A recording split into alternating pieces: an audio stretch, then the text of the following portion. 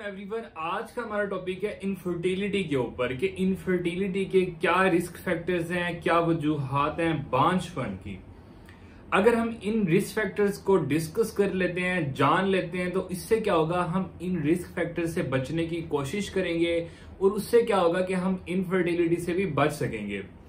अब risk factor मैंने आपको पहले भी बताया था कि रिस्क फैक्टर्स या कॉजेज बताने का मकसद जो होता है वो ये होता है कि आप लोग जो है उससे अवॉइड करें, आप लोग जो है उससे बचें।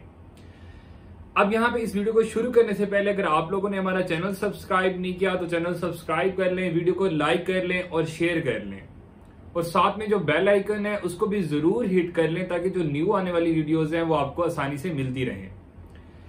और मैं अपने इंस्टाग्राम और फेसबुक का लिंक भी डिस्क्रिप्शन के अंदर दे दूंगा, आप हमें वहां पे भी फॉलो कर सकते हैं। अब यहाँ पे जो रिस्क फैक्टर्स हैं उनके अंदर जो है पहले 10 बड़े जो रिस्क फैक्टर्स हैं वो देख लेते हैं। जो सबसे पहले नंबर पर हमारे पास आती है एज। एज मैटर करती है। एज के साथ साथ क्या होता है, उम्र बढ़ने के साथ साथ क्या होता है कि हार्मोन्स जो होते हैं फीमेल्स के अंदर, मेल्स के अंदर जो टेस्टोस्टेरोन लेवल है वो डिक्लाइन करता है, डिक्रीज होता है। फीमेल्स के अंदर जो ईस्ट्रोजन लेवल है वो डिक्लाइन करता है। मेनोपॉज स्टार्ट होता है 35 to 40 के बाद। तो एवरेज जो एज आती है वो आती है 35 फीमेल्स के लिए और जो है 40 जो है मेल्स के लिए। 35 और 40 की एज के बाद क्या होता है कि जो रिस्क होता है, जो इनफर्टाइल होने का, बांझपन होने का जो रिस्क फैक्टर है वो बढ़ जाता है। फीमेल्स के अंदर भी, मेल्स के अंदर भी। फीमेल्स के अंदर ये जो है बहुत ज्यादा होता है, देखने को मिलता है कि जो है एवरेज जो फीमेल्स होती हैं वो इससे जो है जो इसको है हिट करती हैं, और जो मेल्स होते हैं उनके अंदर ये प्रोलॉन्ग हो सकता है। लेकिन जो है इसके अंदर क्या होता है कि इस एज के अंदर रिस्क में आ जाते हैं मेल्स भी, फीमेल्स भी। अब इसके बाद हमारे पास जो दूसरे नंबर पर रिस्क फैक्टर आता है वो आता है हमारे पास वेट का बहुत ज्यादा होना। हम सबको पता है कि ओबेसिटी की वजह से क्या होता है कि इनफर्टिलिटी होती है, और जो दूसरी जो बीमारियां डायबिटीज वगैरह या फिर हाइपरटेंशन की, हाई ब्लड प्रेशर की, ठीक है, और इसके अलावा दिल के अमराज का भी बायस बनता है। लेकिन जो अंडर वेट है उम्र के साथ और हाइट के लिहाज से अगर वेट जो है बहुत ज्यादा कम है तो ये भी एक कॉज होती है इनफर्टिलिटी की। ओवरवेट भी, अंडरवेट भी। तीसरे नंबर पर हमारे पास आता है डायबिटीज। जिन लोगों को डायबिटीज है, जो लोग डायबिटीज के पेशेंट हैं, उनके अंदर क्या होता है कि आहिस्ता आहिस्ता जो इनफर्टिलिटी का फैक्टर है वो बढ़ना शुरू हो जाता है। चौथे नंबर पर हमारे पास जो चीज आती है उसे हम कहते हैं कि अल्कोहल की कंजप्शन। शराब नोशी की वजह से, शराब ज्यादा पीने की वजह से क्या होता है कि जो है लीवर का सिरोसिस होता है और जो है दीगर जो ऑर्गन्स है आपकी बॉडी के वो डैमेज होना शुरू होते हैं, और इसके साथ साथ जो होता है आपकी इनफर्टिलिटी भी स्टार्ट हो जाती है। हार्मोन्स जो लेवल होते हैं वो डिक्रीज होना शुरू होते हैं, और इसके अलावा जो आपके सेक्स ऑर्गन्स हैं वो भी खराब होना शुरू होते हैं, और इसकी वजह से क्या होता है कि हमारे पास ये जो फैक्टर है रिस्क का, इसका जो रिस्क फैक्टर है वो बढ़ना शुरू होता है।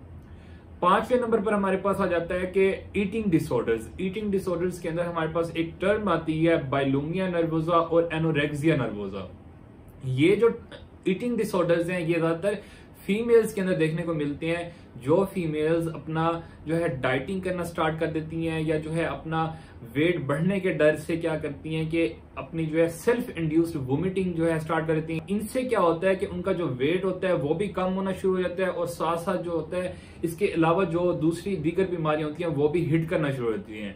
खाना कम खाने की वजह से, न्यूट्रिशन की कमी की वजह से, और जो है सेल्फ इंड्यूस्ड वोमिटिंग की वजह से क्या होता है कि इनफर्टिलिटी का जो रिस्क फैक्टर होता है वो बढ़ना स्टार्ट हो जाता है। इसके अलावा हमारे पास 6 नंबर पे जो कॉज आती है वो आती है स्ट्रेस के ज्यादा होने से क्या होता है कि टेंशन, स्ट्रेस, डिप्रेशन के ज्यादा होने से मेल्स के अंदर खास तौर पे जो हार्मोन टेस्टोस्टेरोन लेवल होता है वो डिक्लाइन हो जाता है, डिक्रीज हो जाता है। उसी वजह से क्या होता है कि स्पर्म काउंट होता है जो वो भी कम होना शुरू होता है, और इस तरह से जो है इनफर्टाइल की जो रेशियो है या परसेंटेज है वो मेल्स के अंदर डिप्रेशन की वजह से, स्ट्रेस की वजह से ज्यादा मिलती है। फीमेल्स के अंदर भी ये जो है हार्मोन जो लेवल होती है उसको डिस्टर्ब करती है, मेल्स के अंदर भी। इसके बाद हमारे पास स्मोकिंग आ जाता है। स्मोकिंग करने से क्या होता है कि हमारे पास स्मोकिंग करने से बाज औकात क्या होता है कि ऑटो इम्यून जो सिस्टम होता है वो भी एक्टिवेट हो जाता है। तो उसकी वजह से क्या होता है कि जो आपकी ऑटो एंटीबॉडीज होती हैं वो आपके सेक्स ऑर्गन्स को जो है अटैक करती हैं, उसकी वजह से भी हो सकता है। या ओवरऑल जो है स्मोकिंग की वजह से क्या होता है कि बैड इफेक्ट मिलने से, बैड ऑक्सीजन जो है, ऑक्सीजन की जो है कमी की वजह से और दीगर जो इसके अंदर जो कंपोनेंट्स मिलते हैं उसकी वजह से क्या होता है कि जो रिस्क फैक्टर होता है इनफर्टिलिटी का, बांझपन का, वो बढ़ना शुरू हो जाता है। इसके बाद हमारे पास आ जाता है एक टर्म आती है एसटीडीज, जिसे हम कहते हैं सेक्सुअली ट्रांसमिटेड डिजीज। इसका मतलब ये है कि सेक्स से जो ट्रांसमिट होंगी डिजीज, जो इन्फेक्टिशियस डिजीजेज हैं, जो बीमारी हैं जो सेक्स से ट्रांसमिट होंगी, उनसे क्या होता है कि जो इनफर्टिलिटी की परसेंटेज है वो बढ़ना शुरू होती है। जिसके अंदर हमारे पास जो आमतौर पर जो डिजीज देखी जाती है वो एड्स है। इसके अलावा भी और भी बैक्टीरियल इन्फेक्शन आ सकते हैं।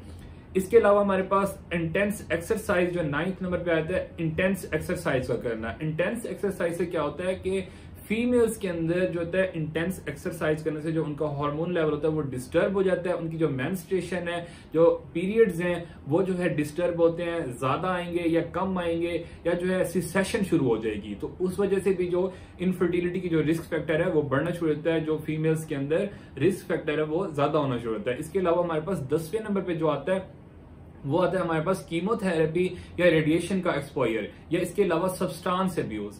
इसके अंदर क्या होता है, अगर किसी पेशेंट को कैंसर है और उसकी कीमो स्टार्ट हुई है तो उसके अंदर जो है काफी सारे, जैसे कि हमारे पास कीमो के काफी सारे जो साइड इफेक्ट्स हैं, जैसे कि बाल्डनेस हो जाती है। इसके अलावा जो है आपके मसल्स भी अफेक्ट होते हैं, आपकी पूरी बॉडी अफेक्ट होती है। इसके साथ साथ क्या होता है कि बंदे के अंदर इनफर्टिलिटी जो है स्टार्ट हो जाती है कीमो की वजह से, रेडिएशन की वजह से स्टार्ट होती है। इसके अलावा मैंने बात की कि सब्सटेंस अब्यूज करने से। सब्सटेंस अब्यूज करने का मतलब ये है कि नशावर चीजें लेने की वजह से, और इसके साथ साथ क्या है कि ऐसी मेडिसिन जो है यूज करना जिनसे जो है आप जो इफेक्ट है वो गलत ले रहे हैं, जैसे कि नींद की गोलियां ज्यादा लेने लग जाना, या फिर जो है दर्द की गोलियां जो है ओपियोइड्स जिन्हें हम कहते हैं, मॉर्फिन इनके अंदर आ जाता है, वो ज्यादा लेने लग जाना नशे के लिए।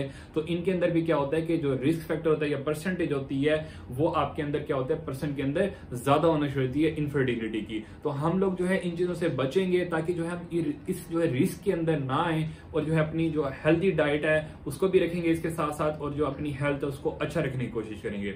अब इंशाल्लाह मिलते हैं नेक्स्ट वीडियो के अंदर। तब तक के लिए अल्लाह हाफिज। Thank you so much for watching my video.